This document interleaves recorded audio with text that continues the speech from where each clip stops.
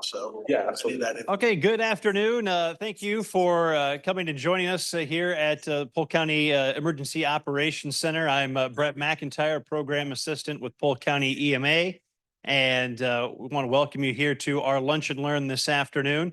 We've got our speakers from Heartland AEA, Chris Pearson and Stacy Warren here. They're going to take us through some of the emergency family reunification plans that we have set up in Polk County. I won't steal most of their thunder, but their staff is well trained.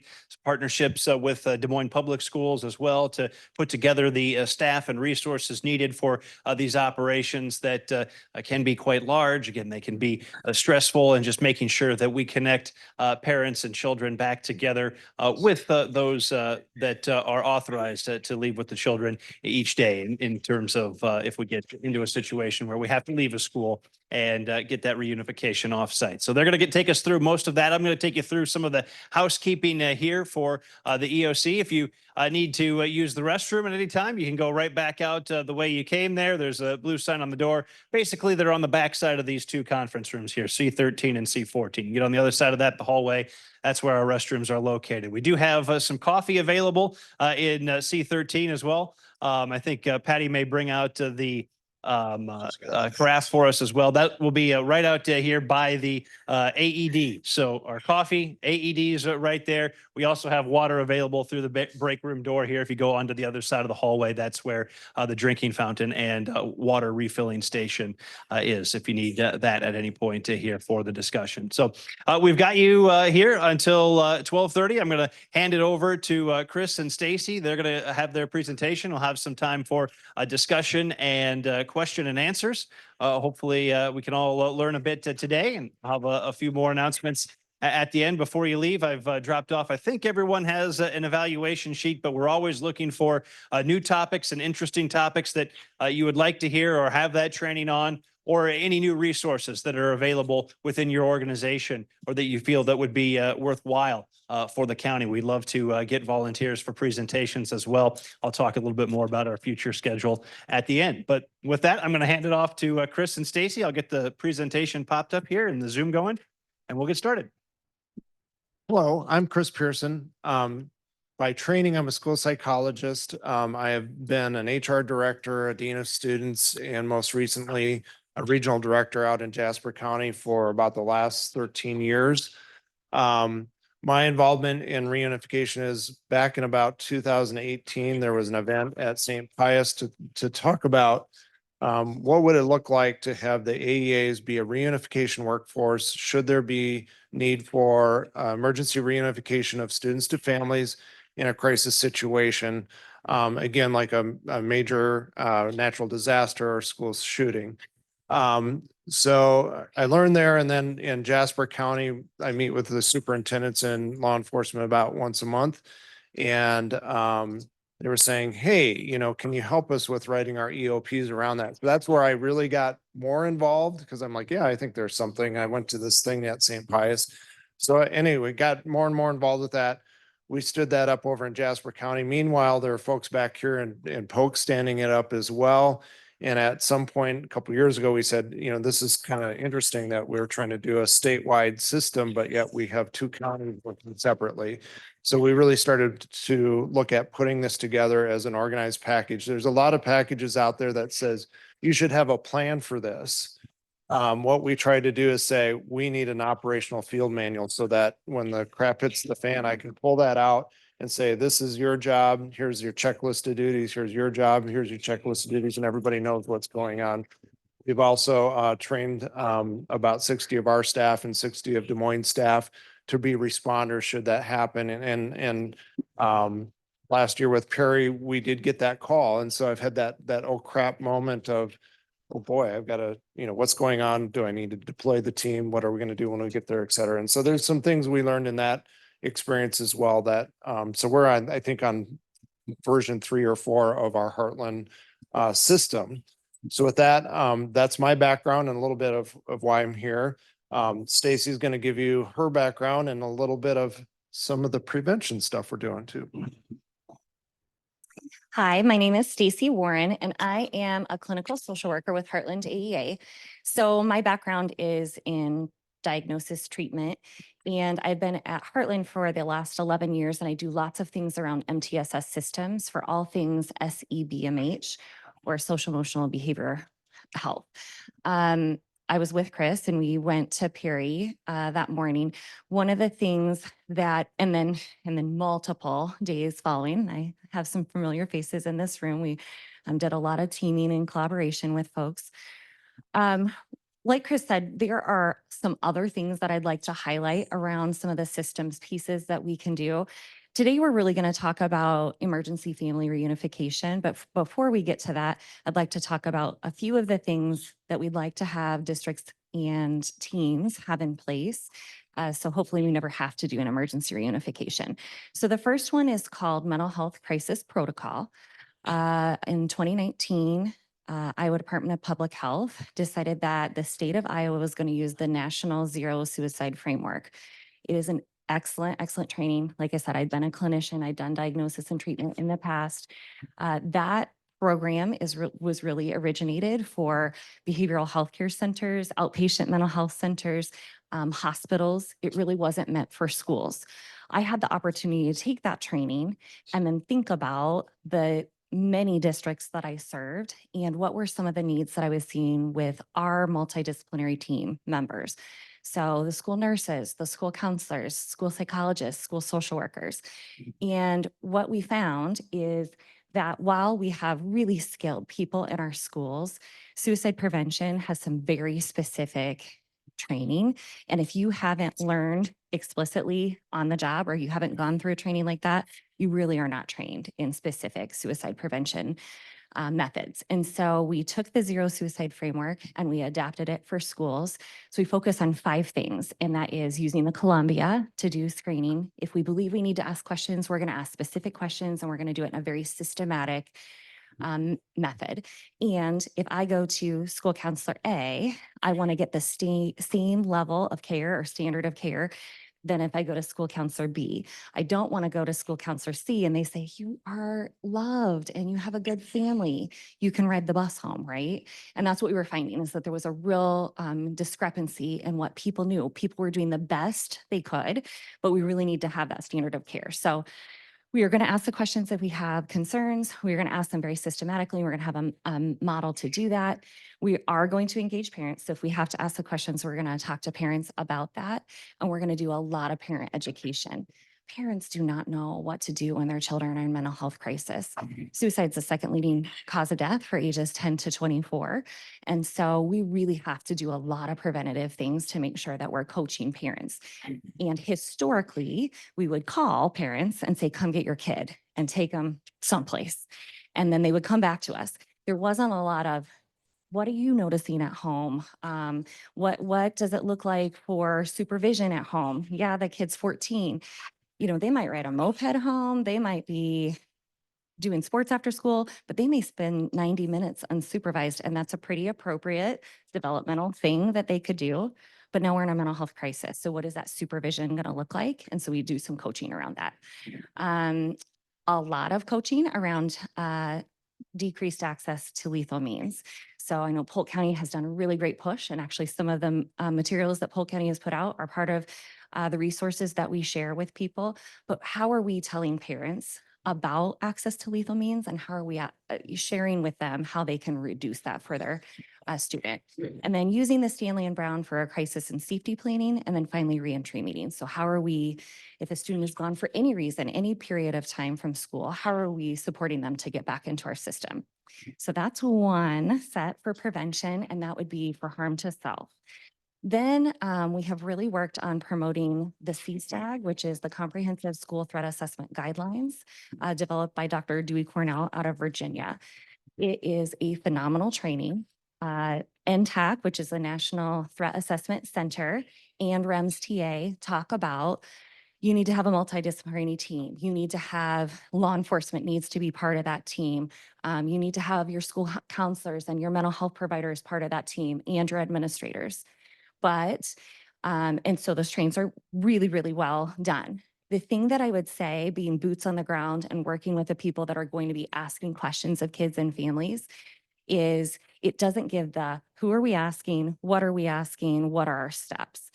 CSTAG really goes through that. There's a flow chart. It helps you to determine what kind of risk are we dealing with? What are some of the steps and considerations we need to take? Exactly what kinds of questions do I need to be asking peers who might be witnesses, people who have been making these reports? What do I ask the parents? How am I partnering and collaborating with law enforcement? How we as schools collaborate with law enforcement is really, really important because we can do that well, or we can do that not so well. So CSTAG is a great training for that. For both of those trainings, those are things that Heartland can support. And then we also have some coaching packages. So if a school takes, so those are the parallels, so harm to self, and then the threat of school violence or harm to others. And the thing that I like about both of those models, they're national, really well-researched models.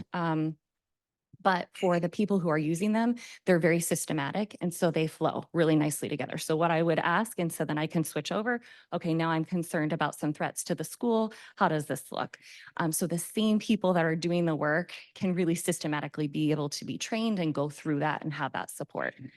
The coaching packages that we put around that is once you take the trainings, we really recommend at least one time a semester. They are one and done trainings.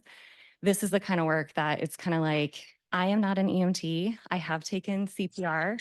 If you asked me to do it today, we'd have a problem, right? Like the anxiety of doing that heavy level work that is life or death, and going through all of the pieces. The idea is that then we would go through scenarios, we would go through those 5 areas and coach some more through that. Where are you getting stuck? What's going well? What do you need more information about? There are more materials than we can put in a half-day training. So when we do those coaching sessions, we bring it back up. What exactly does your team need to focus more on? Then for the threat assessment, we use the NTAC, the National Threat Assessment Center, put out 25 years worth of research of all the school shootings up until like 2001. So I know that's old, that's still a little bit old, but to go through some scenarios and cases. So this comes into your office. This was brought to the English teacher. Where are you at in the process for CSTAG? What are the steps? Who do you talk to? What do you ask them? Who are the players? What law enforcement needs to be involved? How are we sharing this with our other team members? Then the third bucket would be, unfortunately, on the not preventative side, but that's critical incident response. So we will talk about this in reunification, but if in the event that there is a death in a school community, we usually say of 1 to 3 persons. Larger than that would be a larger scale kind of response. A suicide death, a car accident, a medical concern. Being able to partner directly with schools on how do we support and put an organizational, I think the historical thought about how that response looks is that there are going to be some mental health professionals that are going to sit in a room and talk to sad kids. Now, I'm not saying that that's not a small piece of it, but even that part is very orchestrated. So if we're going to have mental health professionals sit in a room and talk to kids, we're going to have specific questions and things that we're going to make sure that we address when we talk to them. Kids, if they have a loss or death in their life, they're going to talk to the people that they love and care about. They're going to talk to their friends. They're going to talk to their parents. When they leave a crisis or critical incident response with us, we want to make sure they have psychoeducation and they have resources that they would not have had they not had access to a mental health provider.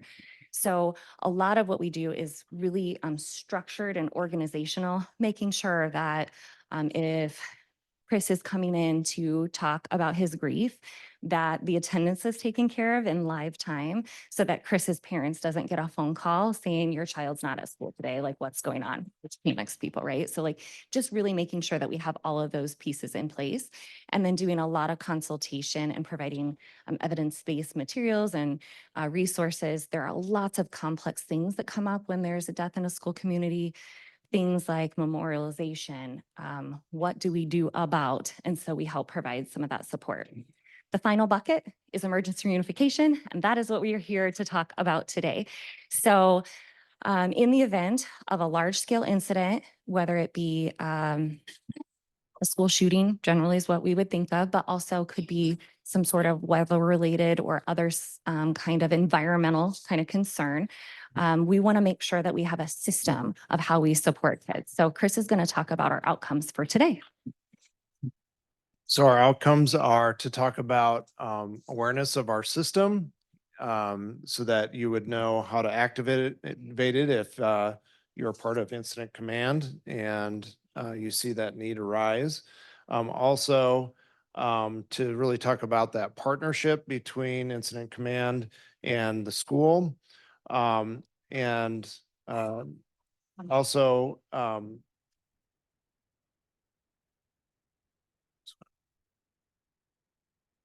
to talk about some things that are shaking as far as our system. We are working on developing a center of excellence for AEAs and expanding this across the state. And we have relationships here in Polk and Jasper County. Dallas certainly knows we're here because of our exposure with Perry last year. We helped out there. But we also need to make sure we're at a similar level in all the 11 counties that Heartland serves. So that's work here this fall to make sure that anywhere in Heartland, if an event would happen, that they know how the system works. And then also we're going to be pushing that out across the state, all 4 buckets of this work. Right now, the schools in Heartland can access this service for 48 hours for free as part of the change in legislation last year. Prior to that, we would do whatever schools needed and just do it. Now there's a fee structure in place. So right now they have paid for kind of an insurance policy up front, and they get that support as many times as they need it for 48 hours. Again, today we're going to be talking about that activation. How do we do that? When do we activate it? Why would we activate it? And just talk about some of the communication loops.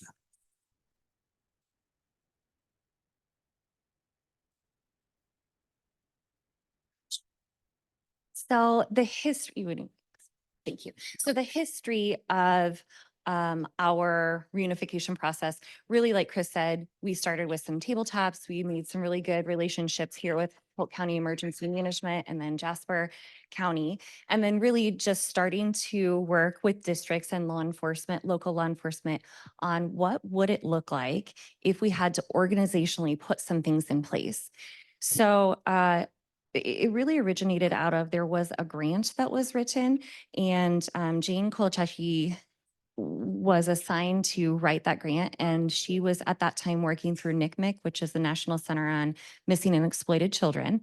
And so she did a gap analysis and really a review of the state. If there were an event like this, how would schools lift up this work? And what she found was, and we agree with, that AEAs are uniquely situated to be able to support this kind of response for schools. We are actively in schools. We have relationships with people there. We know kids. We have background in how to serve and support students. And we are not directly impacted. We are Iowans. We do care about schools, but it is different than I am the teacher that just had the trauma happen to or that I witnessed. This is allowing us to collaborate and come in side by side with those folks and be able to put some structure and organization to the chaos. And when I say chaos, I truly do mean absolute chaos. There are so many spinning plates whenever a situation like this happens. And so we really need to think about how do we get all of the people moving in the right direction so that we can provide adequate support. Just to kind of talk about that. So one of the questions I got previously in another situation, like, why would we do this? Don't schools reunify kids every day? We send them home on the bus, right? Well, yeah, we have a system for that. You know, we know that kids come out, parents are expecting their kids to be home at certain times, certain kids walk. Parents have a system for picking up kids, other kids get on the bus. That's the system, but that assumes everything's working as normal. These are situations where it's truly beyond normal. It might even be, and schools will also ask, like, well, let's say that we have threat of a chemical spill in one corner of the building, we might just evacuate the school to the church across the street. That's fine. That's part of their emergency operations plan. That's a good thing. But what we're really talking about is large scale things where we have maybe like a tornado decimates the school building, or we have that school shooting because things aren't safe. The system isn't going to be as it was, and they're going to need help. And so that's really when we're talking about large scale reunification. This is when Heartland would come in, or hopefully in the future across the state, other AEAs. So our system is based on the I Love You Guys Foundation. We have used that system for probably the last 4 or 5 years. We've had the opportunity just actually in August to meet with John Michael, who was one of the founders of the I Love You Guys Foundation out of Colorado. He is a survivor of a school shooting. His daughter's life was taken. And he and his wife have dedicated their lives to how are we putting systems together in this kind of tragedy. So their materials are wonderful. He's a fantastic human being, and the things that they give districts access to are phenomenal. One thing that we have seen, though, just like with the NTAC for comprehensive school threats and REMS TA, is it doesn't give you the what do you do? It tells you like, here's the overview, like you need a team, you need to think about how this is going to go, but it doesn't give you the play by play, that field handbook like Chris talked about. And so that's where we've taken the I Love You Guys and we've implemented it, and then we've made a manual to follow that along. So for the past 2 Aprils in a row, we have hosted about 250 staff of either our staff or Des Moines Public Schools, or combination, local law enforcement and emergency management, and we've gone through an entire process. So like Chris said, we've had 3 or 4 different reiterations of how we're going to update that manual. The idea of a simulation like that is to break it so that you know what might go wrong so that you can make it better for the next time. And so we've had some really great experience with that and have a lot of people trained where we could then deploy out.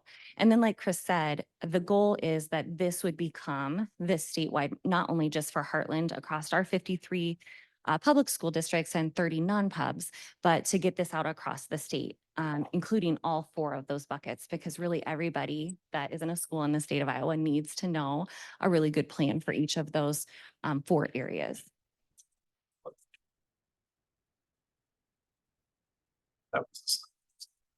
Yep.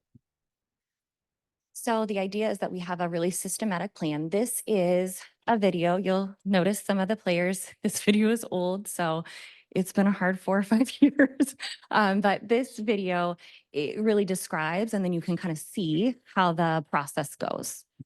A couple of pieces about this plan. Again, it wouldn't have been possible without that grant and that gap analysis and assessment of how we look at these kinds of supports. We do need districts to make their own emergency operations plans. So if there's something that a district has the capacity to do, it's not a large scale event, or it's something that they can really manage, they need to have a pretty detailed and good plan for that. And they can work with their emergency management team on how they might implement that. We also have some packages to be able to support how do we walk through that plan with you and be able to collaborate with some of those things. This plan, though, is really in the event of a larger scale crisis.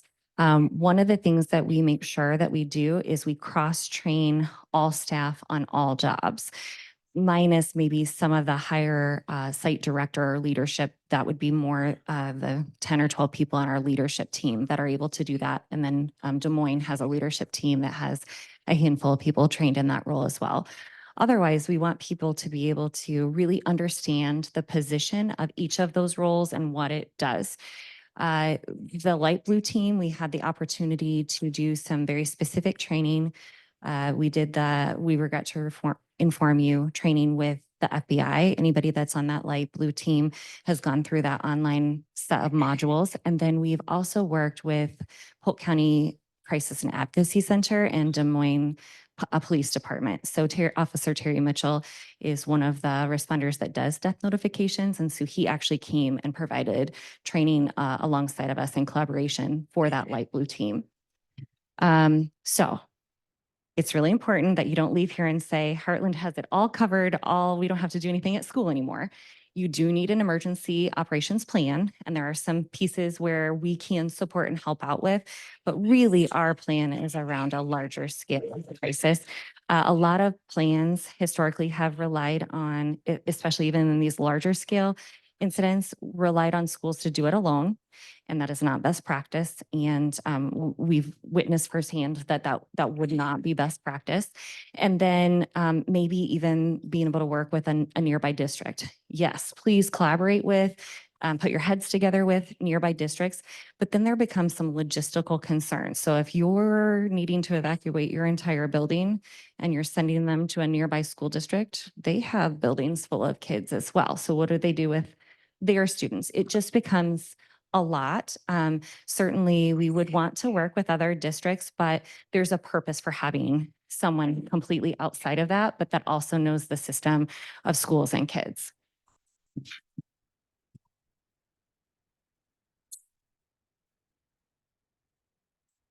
So what does it look like to activate the system? So if your emergency happens and 911 is called, of course, law enforcement and fire is going to respond, set up incident command, and they're going to be working with school administrators to assess the situation and decide that scale.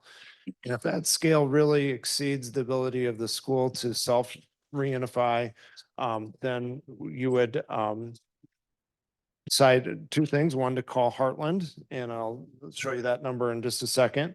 And the second would be to choose a reunification site. So two things happen then once you've said, yep, we're doing that. If we go down on the chart, incident command notifies the reunification site and arranges transportation. So again, that might be able to use the school's transportation depending on time of day, accessibility of the school bus drivers, et cetera, or they may not. I know that, you know, in Polk County, we've talked about using, what's public transit called? DART, thank you. Possibly using DART if needed to help with transportation. The other thing that occurs is calling Heartland to activate the system. That number is there, and if you can't see it very well, it is 515-473-6798. And you would leave a message saying your name, your position, and phone number, that you're activating the reunifications for schools in which district, in which county, and the address where reunification staff are to report. So hopefully somebody picks it up and takes that message, but if they don't, leave that message, then it starts ringing our leadership team until somebody picks up, and then they would call either myself or the several other people who are trained to lead this, and they would activate the team. So when that team is activated, we launched that to our reunification workforce via school messenger. And our trailer is put en route. So we haven't talked about that too much, but we do have a trailer that has all of the things that we need for successful reunification, everything from vests to pipe and draped for kind of crowd control. All the forms, pencils, paper, radios, whatnot. So we have a lot of, one of the things we learned from working with Des Moines is having some point out your language sign so we can figure out which language a parent is speaking and kind of sort down to, okay, how are we going to get that interpreted and whatnot. So all of those resources are on our trailer. So once that's put en route, and then comms alerts all the other Heartland leaders and responders that the responders will be out of service that day. So, you know, unless they're maybe leading a professional development in front of a bunch of people, all of our other folks are going to prioritize response. Good. Here in Polk County, we already have a working relationship with them. So not that we're taking away the decision-making of any district, But really, we have it determined that if there is an event in Polk County, they will call us. So actually, the way we were kind of notified in two different ways for Perry. But I received a call from Mrs. Kaiser and she said, we need some support. And so we talked about how are we going to deploy? What does it look like? What do we need? We actually went on standby, not knowing if we would be doing any of the work. And Chris is going to talk a little bit about the mass of what we did on that day was around critical instant response on a large scale. We'll talk about that a little bit. That's a good question real quick. How long, if there was an incident in Polk County in like the media metro area, would it take for your team to actually deploy? In 2 hours Okay.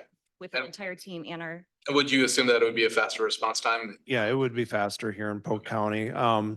So, there's a couple people getting out right away to get it's downtown, grab our trailer and deploy to wherever that needs to be. Meanwhile, it probably took me, so I was driving at the time that I got my call. I got it through Jasper County, actually, where I have some partnerships.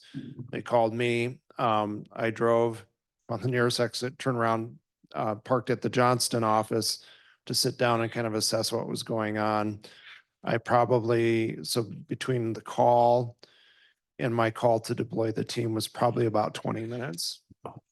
I might have broken a speed limit somewhere along the line, but yeah, that was about 20 minutes to get our team going. And then it was just transportation time. And we have people that may be right next door to that particular school site or reunification site, excuse me. We might have people driving from further away, and I'm about to kind of go into, that's maybe a nice segue into the next slide.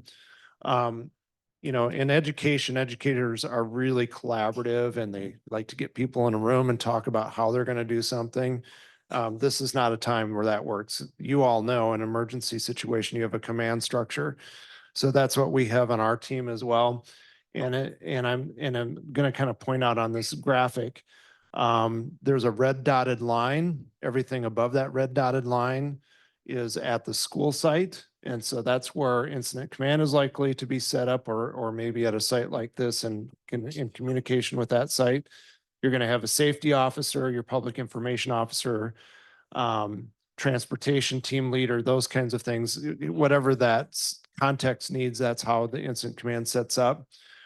But then over at the reunification site, there'll be a site director and they're leading a team. And you can see there's two roles up there. One that has some connection back up. It would be the public information officer. So we want to make sure we're coordinating with incident command on releases of any information, coordinating back and forth. And there's also that assistant safety officer. So at the reunification site, we might be making requests like, we need X number of officers to help with traffic flow and security in the building. We want to have maybe 1 or 2 ambulances, if you can spare them, on standby for something that might happen at the event. And we also don't know, depending on the situation, we might be getting some students who need first aid as well, students or staff. And so that's where that kind of connection goes to. You can see we have then some things underneath that, our traffic team, our security team. Over on the other side, you'll see things like our parent check-in team leader, our parent waiting room team leader, our student waiting room team leader, et cetera. So that we can very quickly direct that workforce. And really, what we were thinking about ahead of time and really learned in Perry, it's about volunteer management. There are a lot of police officers that self-deployed, as well as were deployed. You had ambulances that were deployed and undeployed. And on our side, it worked that way too. We had mental health practitioners showing up from all over. Some weren't even mental health practitioners show up. We had a lady come in and interrupt a planning meeting we were having. And she says, I have dogs and I'm here to help. Well, they weren't trained dogs and she was not a trained therapist, but she was a lovely person who felt moved to help. And so, managing all of those people so that they're coordinated and helpful is part of that. And so in our new command structure, we've actually pulled in that kind of mass incident response team leader, Because what we did at Perry, we had somebody who was working with the administrators. We had somebody who was coordinating all those mental health providers that were showing up to help. We had somebody appointed to be a home to school liaison. We had somebody over the next several months, days to months, actually working with human resources on some of the problems that brought about, as well as a coordinator for some of the impacted persons in that. So that was kind of the big aha in Perry, is that we're not just setting up reunification, we're also setting up the response, because there's a lot of people to manage, and you have to think about how's that site set up? How are parents, what's the communication to parents about how to get there? What is the system we use internally? How are we recording who came and which students are going to need further follow-up? And there's also that thing, they talked about managing the media. Most of our mainstream media channels, those folks were pretty well, lack of a better word, behaved, in the sense of honoring some privacy and whatnot. There was one situation where they set up a camera right outside a window in a kind of a counseling area, and we just pulled the drapes, but the kind of the blogger types, this one guy, I think it was like 3 or 4 attempts, he kept trying to sneak into the counseling area to interview students in the counseling space. And finally, it's like, okay, buddy, law enforcement's coming. You can leave, or you can leave. So, so that was part of our role also, to handle that. One big piece, I think that we have evolved in our critical incident large scale response was under that human resource liaison. We had administrators assigned to each school administrator to provide that support and assistance in the weeks and months following return to school. And then we also had 10 to 15 subs on hand at all times. So that way, if teachers needed to tap out.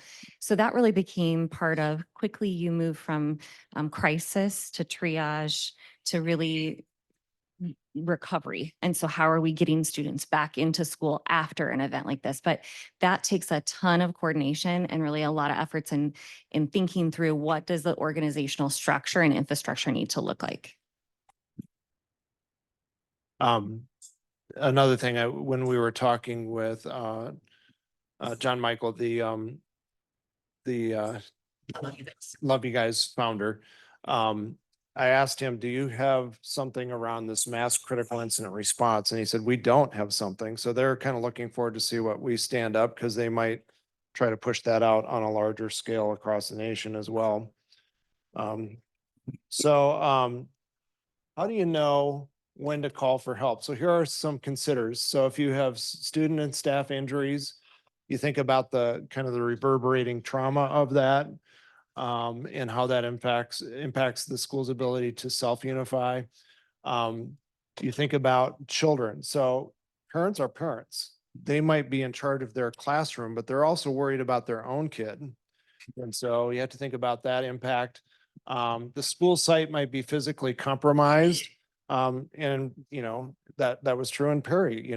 People left purses, people left medication, people left keys to cars, and they could not access those for, I think it was 2 or 3 days. Late Monday. Okay. Starting on Thursday to late Monday. Highly charged emotions of students, staff, or parents, issues with traffic flow, need for higher level volunteer management. I would also add to that donation management. There was pizzas coming from everywhere. There were water bottles. There were stuff. 150 pounds of rocks. We had stuffed animals. I mean, people want to help. And that becomes a stress on the school system as well. That there be high levels of coordination with emergency management and law enforcement, not just on those actions, but also on communication. Was one of the things we did in Perry, which was very beneficial. We were trying to support their communication staff for the city and the school, and quickly realized we had our hands full with that. And so we brought in Wickstead crisis communication firms, and they very quickly helped us figure out what messages we were wanting to share, making sure we framed them well, They had relationships with the media, so they set that all up. That would have been a first time for all of us if we were doing that. We were able to align the communication with the city then. So we worked with the mayor and the city office, so the mayor's office and the school district, so that there was a coordinated communication as opposed to the mayor and the city saying one thing and the school district saying another. So they really had a very coordinated effort to have that look the same and be aligned.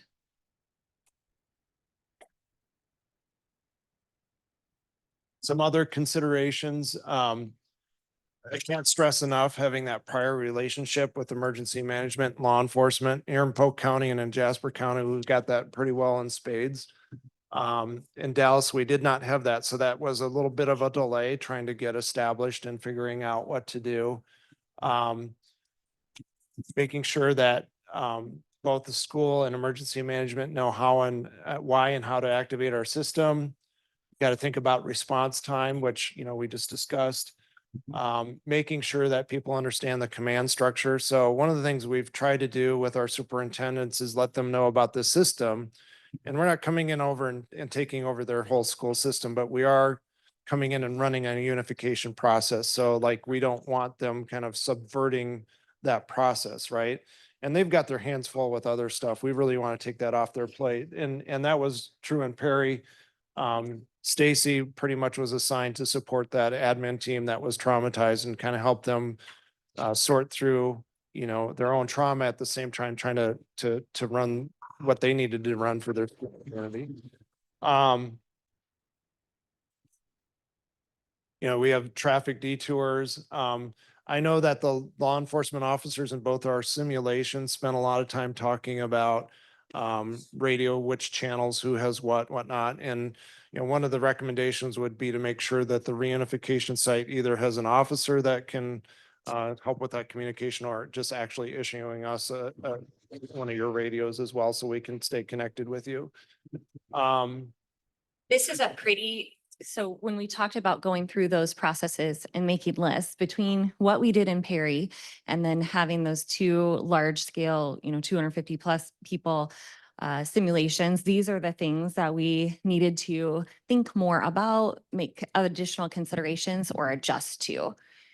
The other thing on that last bullet point is those best practices, the critical incidents. So Stacy right away was thinking about, let's turn off the attendance reminders. Let's, how do we want to communicate? What is the wording we want to use to communicate on different things? Like all of those things we have as part of our training package.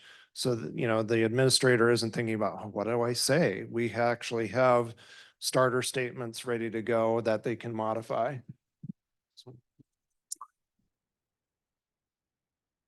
So I want to leave just a couple minutes for questions. This is the quick guide and one pager that we have. I think we've updated it now with a QR code and some additional information, but this is we have a van and this trailer. The trailer was actually donated by or in collaboration with Polk County Emergency Management. So all of the things that you saw, the stuff, the resources that you saw in the video, the vest that we were wearing, all those materials that it takes to set up an organized reunification, those all live in that trailer. And we have some plans to do some on-site support with districts if they are wanting to do some training, like the trainings that we've done, to be able to host a training and then have some materials that they could purchase. So get the whole package.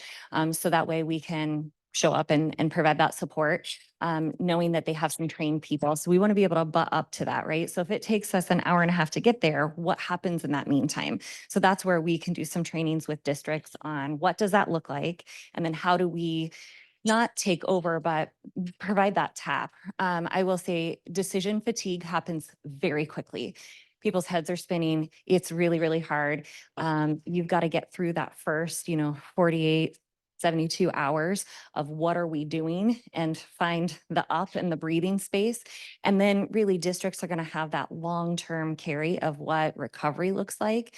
So the more, support and pressure we can take off during that first initial period of time can really help what the long-term recovery success looks like. Here are some additional resources as well. And I know that you all don't have your computers up, but if you need any of these, we can direct you to these links as well. So, before we do that, what questions do we have? Can you talk a little bit more about reunification sites? Does Heartland AEA have predetermined sites, agreements with places? The school responsible for that, the local police department? Great question.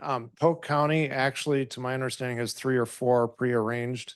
I know that Dutch, that's something that Dutch kind of has worked out. One of them is the training site we use, which was the Varied Industries building at the State Fairgrounds. I know there's a couple other large sites that they have in mind.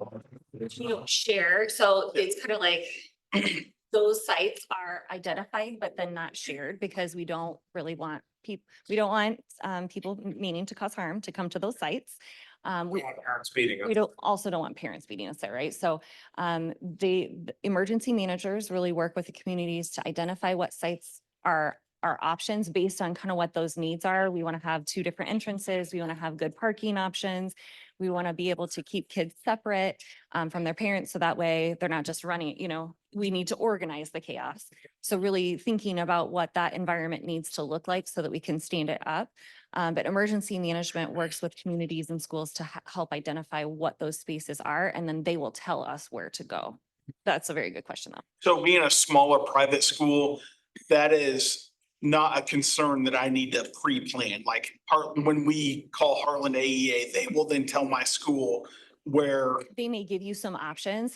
And I think Chris Phillips was there before. And so I worked a lot with Chris, and actually I went to the NTAC training when Chris was there. So yes, if you're standing up your emergency response plan, maybe you need a little additional support. You could still call us, but it's not necessarily going to be a full reunification. You would use your emergency operations plan and carry that out. And I know you have some local and nearby areas that you have identified or that your buildings have identified. But really, if there's a larger scale and you need us to come, emergency management is going to help determine that. Yeah, that's what it is. Other questions? So if we're in Polk County then, and we want to engage you, then automatically Polk County gets rolled into our plan? Yep. So do we engage Polk County separately, or is it a sort of a collaboration once we set? Well, I would think that, at that point, you've had an emergency of incident command. So I would think the integration would be, I'm making that assumption, that the integration is at that level. And as a school district and incident command, you're going to make that decision together, like, yep, we're going to bring in Heartland and activate the system. And it doesn't matter then which school you are in Polk County, that system's going to carry out, the incident command is going to decide which of those prearranged sites they're going to use, et cetera.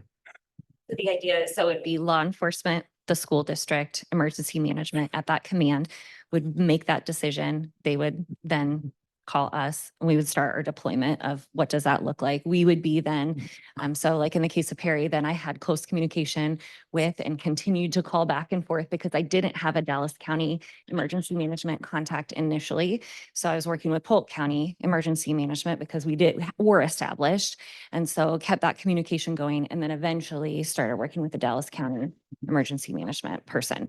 So if you're from another county and you haven't had this conversation in your or a district, and you haven't had this conversation, that would be a good place to start.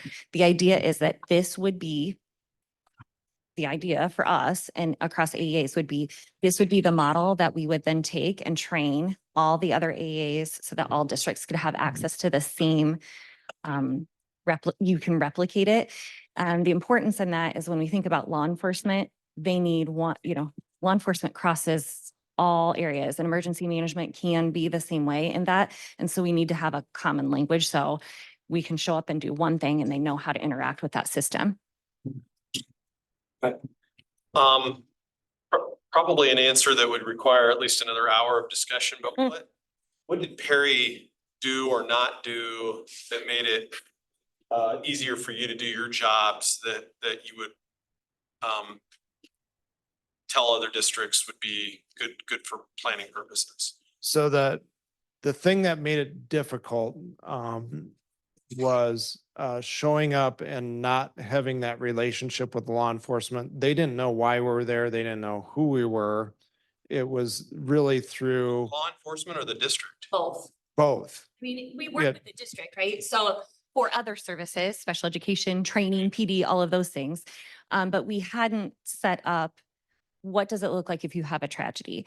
And so we had really been piloting that work in Polk and Jasper. With some major changes happening in our state, we've really talked about what does a statewide system look like? For years, actually, we felt like this is the system that needs to be across the state of Iowa, but we are one AEA out of 8. And so we didn't really have any influence to be able to say, AEA, someplace else in the state of Iowa, you should be doing this. Now with some of these changes, there really is a call for how do we do this across the entire state? But that was probably the biggest barrier, is not that initial relationship, which took us probably 45 minutes before I was talking to Dutch on the phone. I was talking to Laura on the phone before we established who are we even looking at. We were at the site where everybody was sent to that was left over. And so initially we thought we were looking at other helpers, but we were looking at staff that had been directly impacted. So then it was also like, okay, which officer on site do we interact with? And, you know, I kept saying, who's in charge that I can go to? And I got directed to, I think it was a detective actually trying to investigate what had happened. And, you know, that was not his priority at the time. So we where we kind of got traction was there was a board member from Perry that was there and kind of the most in charge person, at least from the school side. And that's where we kind of got our entry in. And we realized it wasn't really reunification they needed, because it was before school. There were a limited number of students. Most of that reunification was already happening. What they really needed was the large scale crisis incident response. Because we had, I think at one point we had like 40 crisis counselors standing around, kind of, maybe this isn't great imagery, but kind of like vultures, kind of like I'm here to help, but not having any systematic way of doing it. And so we're like, okay, everybody come into this room and this is what our plan is going to be. And so we kind of just took charge of that piece. So we set up a structure and we identified a couple of mental health providers that were going to kind of lead their mental health provider group so that we could start to get some organizational pieces. That school board member then identified who the superintendent was for us. So Heartland serves them, but I at this point served districts an hour and a half away. So I wasn't familiar with the district myself. And so I said, I just really need to be in contact with the administrators that might be able to make some decisions for me. And so that school board member actually got us a leadership team, for our leadership team, a meeting with the superintendent, who was so busy because was making all of the decisions and had to go through the site, which was awful. So that is really when we did get the traction, was to be able to then work with emergency management, the school district, and then from there, it really just flowed. City as well. Yep.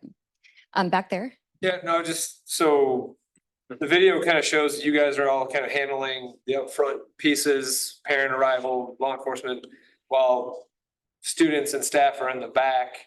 So is that something like, is it our responsibility to kind of have a plan for what are our students and staff doing in that separate room? So one of the key things is you want your teachers to stay with their kids, because that it can, you know, in a trauma situation, they could end up, you know, kind of flocking together and talking and not really staying with their kids. It's just a human tendency, right? So we really need them to stay with their kids unless they can't, and then we'll have somebody step in. But we have some activities in our trailers to help keep kids busy. You know, as far as distracted, you know, those kinds of things. Where we need some staff is at the check-in area. So if you have an administrator who knows parents well, you have that front office staff who know how to get into your student management system and find all the right pieces of who's supposed to go home with whom, those kinds of things. And maybe they even verbally recognize, not, you know, so one of the things in the process we ask is that they have a photo ID. Not everyone's gonna have their photo ID, or maybe not everyone is documented either. And so we have like 4 methodologies that really rely on either the schools recognizing that person, or the school recognizing other people who can vouch for that person. So those are different areas where we'll ask people to plug in with us. Because it is a partnership. It's not a takeover, but it's a system we are running. Thank you. So I don't want to keep, I know people are probably here over their lunch. We are 8 minutes over. So we're welcome to stay for a few more minutes if you want to ask us any individual questions, but I know you all have very important jobs to get off to. So we want to make sure that we're allowing you guys to leave. But thank you for being here today.